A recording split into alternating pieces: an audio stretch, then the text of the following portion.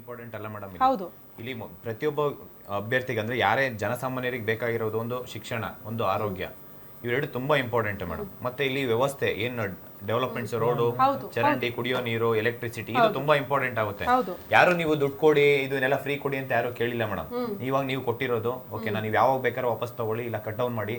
ಆದ್ರೆ ವಿದ್ಯಾರ್ಥಿಗಳು ಏನಿವತ್ತು ಕಷ್ಟಪಟ್ಟು ಓದ್ತಾ ಇದಾರೆ ಅವರಿಗೆ ನ್ಯಾಯ ಕೊಡಬೇಕು. ಮತ್ತೆ ಇನ್ನೊಂದು ವಿಚಾರ ಏನು ಮ್ಯಾಮ್, ಇಷ್ಟು ವೇಕೆನ್ಸಿ ಇದೆಯಲ್ಲ ಮೇಡಮ್, ಇಲ್ಲಿ ಏನಂದ್ರೆ ಔಟ್ಸೋರ್ಸು ಮತ್ತೆ ಇಲ್ಲಿ ಟೆಂಪರರಿ ಹುದ್ದೆಗಳನ್ನ ಅವ್ರಿಗೆ ಬೇಕಾದವ್ರಿಗೆ ಒಬ್ಬೊಬ್ರ ಹತ್ರ ಲಕ್ಷ ಲಕ್ಷ ದುಡ್ಡು ಇಸ್ಕೊಂಡು ಇವ್ರು ಇಲ್ಲಿ ಜಾಬ್ ಕೊಡ್ತಾ ಇದ್ದಾರೆ. ಪ್ರತಿಯೊಂದು ಮಿನಿಸ್ಟರ್ಸ್, ನಾನು ಹೇಳ್ತಾ ಇದ್ದೀನಿ. ಇನ್ನೊಂದು ಪಾಯಿಂಟ್ ನೆನಪಾಯ್ತು, ಯಾಕೆ ಇತ್ತೀಚೆಗೆ ರಾಜ್ಯದಲ್ಲಿ ದುರಂತಗಳಾಗ್ತಾ ಇದೆ ಅಂತ. ಯಾಕಂದ್ರೆ ಎಲ್ಲೇ ಚುನಾವಣಾ ರ್ಯಾಲಿಗಳಾಗ್ಲಿ, ಯಾವುದೇ ಸಮಾವೇಶಗಳಾಗ್ಲಿ, ಯಾರೇ ಬಂದ್ ಹೋಗ್ಲಿ, ಅಲ್ಲಿ ಭದ್ರತೆಗಾಗಿ ಪೊಲೀಸರ ನಿಯೋಜನೆ ಮಾಡ್ತೀರಿ. ಪ್ರಮುಖವಾಗಿ ಪಾಪ ಕಾನ್ಸ್ಟೇಬಲ್ಗಳಪ್ಪ ತಮ್ಮ ಜೀವ ಪಣಕ್ಕಿಟ್ಟು ಬಹುತೇಕ ಕಡೆ ಭದ್ರತೆ ಒದಗಿಸಕ್ ಹೋಗ್ತಾರೆ, ಮನೆ ಮಠ ಬಿಡ್ತಾರೆ, ಕುಟುಂಬ ಬಿಟ್ಟು ಬರ್ತಾರೆ. ಬಟ್ ಯಾಕೆ ಇಂಥ ದುರಂತಗಳಾಗ್ತಾ ಇದೆ ಅಂದ್ರೆ ಮೋಸ್ಟ್ಲಿ ಅಷ್ಟು ಪರ್ಫೆಕ್ಟ್ ಆಗಿ ಹುದ್ದೆಗಳು ಭರ್ತಿ ಆಗಿಲ್ಲ ಅಂತ, ಕೊರತೆ ಕಾಣಿಸ್ತಾ ಇದೆ ಅಂತ. ಹಾಗಾಗಿ ಅದನ್ನ ನೇಮಕ ಮಾಡೋದು ಬಹಳ ಇಂಪಾರ್ಟೆಂಟ್ ಆಗುತ್ತೆ. ಶಿಕ್ಷಣ ಇಲಾಖೆಯಲ್ಲಿ 70,727 ಹುದ್ದೆ ಖಾಲಿ ಇದೆ ಮೇಡಮ್. ಮತ್ತೆ ಆರೋಗ್ಯ ಶಿಕ್ಷಣ ಇಲಾಖೆಯಲ್ಲಿ ಅದ್ರಲ್ಲೂ ಸುಮಾರು 37,069 ಹುದ್ದೆ ಖಾಲಿ ಇದೆ ಮೇಡಮ್. ಇಲ್ಲಿ ಏನ್ ಮಾಡ್ತಿದಾರೆ ಅಂತಂದ್ರೆ ಇವರು ಟೆಂಪ್ರವರಿ ಶಿಕ್ಷಣ ಇಲಾಖೆಯಲ್ಲಿ ನಾನು ಹೇಳ್ತಿದ್ದೇನೆ ಮೇಡಮ್, ಓನ್ಲಿ ಪರ್ಮನೆಂಟ್ ಎಂಪ್ಲಾಯ್ಸ್ ಇರೋದು ಶಿಕ್ಷಕರು 20% 80% ಆಫ್ ದಿ ಏನಂದ್ರೆ ಅತಿಥಿ ಉಪನ್ಯಾಸಕರೇ ಇರೋದು ಇಲ್ಲಿ. 80% ಇಲ್ಲಿ ಸುಮಾರು 10 ಇದು ಪ್ರೈಮರಿ ಸ್ಕೂಲ್ ಇರ್ಬೋದು, ಮತ್ತೆ ಹೈಯರ್ ಎಜುಕೇಶನ್ ಇರ್ಬೋದು, ಎಲ್ಲಾದ್ರಲ್ಲೂ ಮೇಡಮ್ ಇದು ಪರ್ಮನೆಂಟ್ ಜಾಬ್. ಇವರು ಕಡಿಮೆ ಟೆಂಪ್ರವರಿ ಜಾಬ್ ಇವರಿಗೆ ಕಡಿಮೆ ಸಿಗುತ್ತೆ. ಮತ್ತೆ ಅವ್ರ ಕಡೆಯಿಂದ ಕೋಟಿ ಕೋಟಿ ಲೂಟಿ ಮಾಡಬಹುದು ಅನ್ನೋದಕ್ಕೋಸ್ಕರ ಇವ್ರು ಏನ್ ಮಾಡ್ತಿದ್ದಾರೆ, ಇವ್ರು ಬೇರೆ ಮಾರ್ಗ ಅಂದ್ರೆ ಭ್ರಷ್ಟಾಚಾರ ಮೇಡಮ್. ಇವರು ಒಬ್ರು ಕಾಲರ್ ರೆಡಿ ಇದ್ದಾರೆ. ನಮಸ್ತೆ. ಹಲೋ, ನಮಸ್ತೆ ಮೇಡಮ್. ಹೇಳಿ ಸರ್, ತಮ್ಮ ಹೆಸರು, ತಮ್ಮ ಬೇಡಿಕೆ. ಸರ್ ನಾನು ಬಿಜಾಪುರದಿಂದ ಮಾತಾಡೋದು ಮೇಡಮ್. ಹೇಳಿ ಮೇಡಮ್. ನಮಗೆ ಈಗ PCS 33 ಬೇಕಾಗಿತ್ತು ನಮಗೆ. ಇದು 3 ವರ್ಷ ಅಷ್ಟೇ ಅವರು ಮಾಡ್ಬಿಟ್ಟಿದ್ದಾರೆ. ವಾಲ್ಯೂಮ್ ಸ್ವಲ್ಪ ಜಾಸ್ತಿ ಆದ್ರೆ ಅವ್ರ ವಾಯ್ಸ್ ಕೇಳಿಸುತ್ತೆ ನಮಗೆ. Hello madam. ಹೇಳಿ ಸರ್, ಇವಾಗ ಸ್ವಲ್ಪ ಜೋರಾಗಿ ಮಾತಾಡಿ ಸರ್. Hello madam. ಹೇಳಿ, ಇವಾಗ ಕೇಳಿಸ್ತಿದೆ, ಹೇಳಿ. ಇವರು ನಮಗೆ 4 ವರ್ಷ ಹಿಂದ ಸಿದ್ದರಾಮಯ್ಯ ಅವರು 33 ಏಜ್ ಮಾಡ್ತೀನಿ ಅಂತ ಹೇಳಿದ್ರು. ಅವಾಗ ನಾವು ಅವಾಗೆ ಅವ್ರಿಗೆ ಘೋಷಣೆ ಮಾಡಿದ ದಿನದಿಂದನೇ ನಾವು ಸ್ಟಡಿ ಮಾಡ್ಲಕ್ ಶುರು ಮಾಡಿದ್ದೇವೆ ಮೇಡಮ್. ಅವ್ರು ನಂಬಿ ನಾವು ಸ್ಟಡಿ ಮಾಡ್ಕೊತ ಡೈಲಿ ಇಲ್ಲಿ PG ಒಳಗ ಅಲ್ಲಿ ಇಲ್ಲಿ ಊಟ ಉಣ್ಕೊಂತ ಸಿಕ್ಕಂಗ ರೊಕ್ಕ ಖರ್ಚು ಮಾಡ್ಕೊತ ನಾವ್ ಇಲ್ಲಿ ಓದ್ತಾ ಇದ್ದೇವೆ ಮೇಡಮ್. ನಾವು ಇಲ್ಲಿ ಹಲೋ ಮೇಡಮ್, ಕೇಳಿಸ್ತಿದೆ ಸರ್. ಇವರು 3 ವರ್ಷ ಮಾಡಿಬಿಟ್ಟಿದ್ದಾರೆ ಮೇಡಮ್. ನಮ್ಗೆ ತುಂಬಾ ನೋವಾಗಿಬಿಟ್ಟಿದೆ ಮೇಡಮ್ ಇದು. ಓಕೆ, ನಿಮ್ಮ ಆಗ್ರಹ ಕೂಡ ಅಷ್ಟೇ, ವಯೋಮಿತಿ ಜಾಸ್ತಿ ಆಗಬೇಕು, ಇದರಿಂದ ತುಂಬಾ ಜನ ಉದ್ಯೋಗಾಕಾಂಕ್ಷಿಗಳಿಗೆ ಹೆಲ್ಪ್ ಆಗುತ್ತೆ ಅನ್ನುವಂತ ವಿಚಾರ ಹೇಳ್ತಿದ್ದೀರಿ. ನಾವು ಕೂಡ ಅದನ್ನೇ ಆಗ್ರಹ ಮಾಡ್ತಿದ್ದೀವಿ ಸರ್. ಖಂಡಿತ ಗ್ಯಾರಂಟಿ ನ್ಯೂಸ್ ನೀವೆಲ್ಲ ನೊಂದ ಉದ್ಯೋಗಾಕಾಂಕ್ಷಿಗಳು ನಿಮ್ಮ ಬೇಡಿಕೆ ಈಡೇರೋ ತನಕ ನಿಮ್ಮ ಜೊತೆಗೆ ನಿಮ್ಮ ಬೆನ್ನೆಲುಬಾಗಿ ಗ್ಯಾರಂಟಿ ನ್ಯೂಸ್ ಇರುತ್ತೆ ಅನ್ನೋದನ್ನ ಆಶ್ವಾಸನೆ ಕೊಡ್ತಾ ಇದೀವಿ ಕೂಡ. ಮೇಡಮ್, ನಾನು ಒಂದು ಪ್ರಶ್ನೆಯನ್ನ ಕೇಳಕ್ಕೆ ಇಷ್ಟಪಡ್ತೀನಿ ಸರ್ಕಾರಕ್ಕೆ. ಯಾರಾದ್ರೂ ಗ್ಯಾರಂಟಿ ಯೋಜನೆಗಳನ್ನ ಕೊಡು ಅಂತ ಹೇಳಿದ್ರ?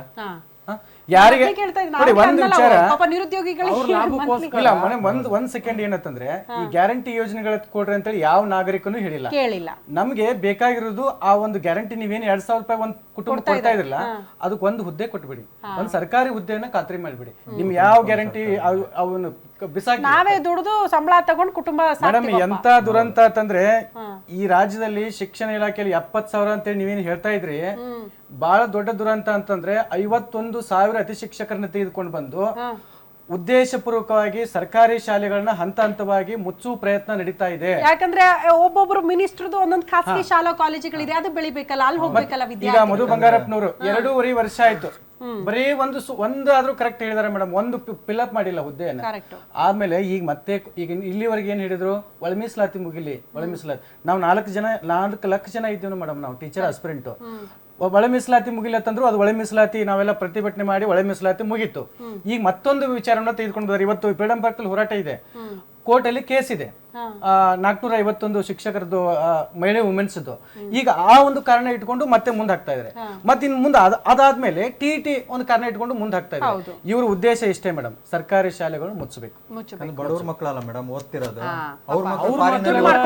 ನೋಡಿ ಮೇಡಮ್, ನಾನು ಏನ್ ಹೇಳೋದಂತಂದ್ರೆ, ನೀವು ಈ ಮುಂದಿನ ಆಗ್ತಕ್ಕಂಥ ದುರಂತಗಳಿಗೆ ಕಾರಣ ಆಗಬೇಡಿ. ಮೊನ್ನೆ ಮಧು ಬಂಗಾರಪ್ಪನವ್ರೆ ಫೈನಲಿ ಒಂದು ಫೈನಲ್ ವರ್ಡ್ ಹೇಳೋದಾದ್ರೆ, ಕೊನೆಯದಾಗಿ ಎಲ್ಲರೂ ಒಂದೊಂದು ವರ್ಡ್ ಹೇಳ್ಬಿಡಿ, ಸರ್ಕಾರಕ್ಕೆ ಏನ್ ಆಗ್ರಹ ಮಾಡ್ತೀರಿ ಫೈನಲಿ? ಮೇಡಮ್ ನಾವು ಕೇಳ್ತಿರೋದು ಏನಂದ್ರೆ ನಮ್ಗೇನು ಉದ್ಯೋಗ ಕೊಡಿ ಅಂತ ನಾವು ಕೇಳ್ತಿಲ್ಲ, ಅವಕಾಶ ಮಾಡ್ಕೊಡಿ ನಮಗೆ ಅಪ್ಲಿಕೇಶನ್ ಹಾಕಕ್ಕೆ ಅವಕಾಶ ಮಾಡ್ಕೊಡಿ ಅಂತ ಕೇಳ್ತಾ ಇದೀವಿ ಅಷ್ಟೇ ಹೊರತಾಗಿ ನಮ್ಗೆ ಡೈರೆಕ್ಟ್ ಉದ್ಯೋಗ ಕೊಡಿ ಅಂತ ಕೇಳ್ತಿಲ್ಲ. ಯಾಕಂದ್ರೆ ಫಿಸಿಕಲ್ ಆದ್ಮೇಲೆ ಎಕ್ಸಾಮ್ ಇದೆ, ಎಕ್ಸಾಮ್ ಅಲ್ಲಿ ಎಲ್ಲ ಪಾಸ್ ಆದ್ಮೇಲೆ ಓವರ್ ಆಗ ಎಲ್ಲ ಸೆಲೆಕ್ಷನ್ ಆದ್ಮೇಲೆ ಇವ್ರು ತಗೊಳ್ಳೋದು, ನೇರವಾಗಿ ಇವ್ರೇನು ಅಪಾಯಿಂಟ್ಮೆಂಟ್ ಆರ್ಡರ್ ಕೊಟ್ಬಿಡಲ್ಲ ನಮ್ಗೆ.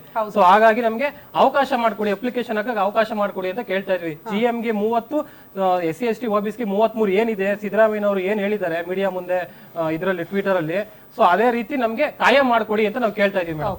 ಭ್ರಷ್ಟಾಚಾರ ಮುಕ್ತ ಕರ್ನಾಟಕ ಆಗ್ಬೇಕು ಫಸ್ಟ್ ಆಫ್ ಆಲ್. ಮತ್ತೆ ಅದೇ ರೀತಿಯಾಗಿ ಕಾಲಕ್ಕೆ ತಕ್ಕಂತೆ ವಯೋಮಿತಿ ಹೆಚ್ಚಿಸಬೇಕು, ಮತ್ತೆ ನೇಮಕಾತಿನ ಬೇಗ ಮಾಡ್ಬೇಕು. ಚಾಣಕ್ಯ ಅವರ ಫೈನಲ್ ವರ್ಡ್, ಪಾಪ ಏನೋ ಹೇಳಕ್ಕೆ ಹೇಳ್ತಾ ಇದ್ರಿ, ಫೈನಲ್ PC ವಯೋಮಿತಿ ತಾವು ಸರ್ಕಾರದ ವತಿಯಿಂದ ಏನ್ ಒಂದು ಆಶ್ವಾಸನೆಯನ್ನ ನೀಡಿದ್ರು, ಭರವಸೆಯನ್ನ ನೀಡಿದ್ರು, ಅದನ್ನ ಈಡೇರಿಸಲೇಬೇಕು. ಇಲ್ಲವಾದಲ್ಲಿ ನಾವು ರಾಜ್ಯಪಾಲರಿಗೂ ಹೋಗಿ ಮನವಿಯನ್ನ ಮಾಡ್ತೇವೆ, ರಾಷ್ಟ್ರಪತಿಗಳಿಗೂ ಮನವಿ ಮಾಡ್ತೇವೆ, ಚೀಫ್ ಜಸ್ಟಿಸ್ ಆಫ್ ಇಂಡಿಯಾಗೂ ಮನವಿ ಮಾಡ್ತೇವೆ, ಪ್ರಧಾನಮಂತ್ರಿಗೂ ಕೂಡ ನಾವು ಇದನ್ನ ಮನವಿ ಮಾಡ್ತೇವೆ.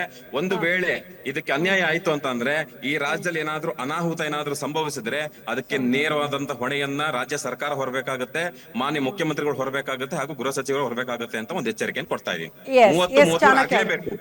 ಓಕೆ ಚಾಣಕ್ಯ ಅವರ ಧನ್ಯವಾದಗಳು ಇಷ್ಟೊತ್ತು ಗ್ಯಾರಂಟಿ ನ್ಯೂಸ್ ಜೊತೆ ಮಾತನಾಡಿದಕ್ಕೆ. ಹೇಳಿ ಸರ್ಕಾರಕ್ಕೆ ಮನವಿ ಮಾಡೋದು, ನಮ್ಮ ಬೇಡಿಕೆ ನ್ಯಾಯಯುತವಾಗಿದೆ ಮೇಡಮ್. ಒಂದು, ನಾನು ಸರ್ಕಾರಕ್ಕೆ ಮಾನ್ಯ ಮುಖ್ಯಮಂತ್ರಿ ಸಿದ್ದರಾಮಯ್ಯ ಸರ್ ಏನ್ ಹೇಳಕ್ ಇಷ್ಟಪಡ್ತೀನಿ ಅಂದ್ರೆ, ನಿಮ್ಮ ಅಧಿಕಾರ ಶಾಶ್ವತ ಅಲ್ಲ. ಯಾವುದೇ ಸಚಿವರು ಇರ್ಬೋದು, ನಿಮ್ಮ ಅಧಿಕಾರ ಶಾಶ್ವತ ಅಲ್ಲ. ನೀವ್ ಏನ್ ಕೊಡ್ತೀರಾ ಅನ್ನೋದು ಶಾಶ್ವತ ಕೊಡ್ತೀರಾ ಅದು ಶಾಶ್ವತ ಆಗಿರುತ್ತೆ. ಮತ್ತೆ ಈ ಒಂದು ಅಧಿಕಾರ ಶಾಶ್ವತ ಅಲ್ಲ, ಇದು ನಿಮ್ಮ ಮಕ್ಕಳು, ನಿಮ್ಮ ಫ್ಯಾಮಿಲಿ, ನಿಮ್ಮ ಕುಟುಂಬ ಏನಾದ್ರೂ ಈ ಒಂದು ಪರಿಸ್ಥಿತಿಗೆ ಬಂದಿದ್ರೆ ನೀವು ಈ ರೀತಿ ನೋಡ್ಕೊಂಡು ಸುಮ್ಮನೆ ಇರ್ತಿದ್ರ? ಅವರೆಲ್ಲ ಐಷಾರಾಮಿ ಜೀವನ ಮಾಡ್ತಿದ್ದಾರೆ. ದಯವಿಟ್ಟು ಈ ಒಂದು ನಮ್ಮ ಬೇಡಿಕೆನ ಈಡೇರಿಸಿಲ್ಲ ಅಂತಂದ್ರೆ ಕರ್ನಾಟಕದಲ್ಲಿ ಇವರ ಪ್ರತಿ ರಾಜ್ಯಾದ್ಯಂತ ನಾವು ಒಂದು ಪ್ರತಿಭಟನೆ ಮಾಡ್ತೀವಿ. ಈ ಮೂಲಕ ಎಲ್ಲ ಒಂದು ಅಭ್ಯರ್ಥಿಗಳ ಪರವಾಗಿ ಸರ್ಕಾರಕ್ಕೆ ಕೇಳೋದಿಷ್ಟೇ, ವಯೋಮಿತಿಯನ್ನ 5 ವರ್ಷ ಹೆಚ್ಚಿಗೆ ಮಾಡಿ ತಕ್ಷಣ ನೇಮಕಾತಿ ಆರಂಭ ಮಾಡಿ. Okay, thank you so much ಇಷ್ಟೊತ್ತು ನಮ್ಮ ಜೊತೆಗೆ ಜಾಯಿನ್ ಆಗಿದ್ದಕ್ಕಾಗಿ. ಒಟ್ನಲ್ಲಿ ಉದ್ಯೋಗಾಕಾಂಕ್ಷಿಗಳ ಬೇಡಿಕೆ ಇಷ್ಟೇ, 3 ವರ್ಷ ಸಾಕಾಗಲ್ಲ, 5 ವರ್ಷಕ್ಕೆ ವಯೋಮಿತಿಯನ್ನ ಎಕ್ಸ್ಟೆಂಡ್ ಮಾಡಬೇಕು. ಎಕ್ಸ್ಟೆಂಡ್ ಮಾಡದೆ ಹೋದಲ್ಲಿ ಉಗ್ರ ಹೋರಾಟಕ್ಕೆ ಇಡೀ ರಾಜ್ಯ ಸಾಕ್ಷಿ ಆಗುತ್ತೆ, ದಂಗೆ ಎದ್ದು ಬಿಡ್ತೀವಿ ಅಂತ ಎಚ್ಚರಿಕೆ ಕೊಡ್ತಿದ್ದಾರೆ. 1 ವಾರಗಳ ಗಡುವಿದೆ, ಗೊತ್ತಿಲ್ಲ ಸರ್ಕಾರ ಹೆಂಗ್ ತೆಗೆದುಕೊಳ್ಳುತ್ತೆ, ಯಾವ ರೀತಿಯ ನಿರ್ಧಾರಕ್ಕೆ ಬರುತ್ತೆ ಅಂತ. ಆದಷ್ಟು ಬಡ ಮಕ್ಕಳ ಭವಿಷ್ಯ ರೂಪಿಸುವಲ್ಲಿ ನಿಮ್ಮ ನಿರ್ಧಾರಗಳು ಇರಲಿ ಅನ್ನೋದಷ್ಟೇ ನಮ್ಮ ಆಶಯ.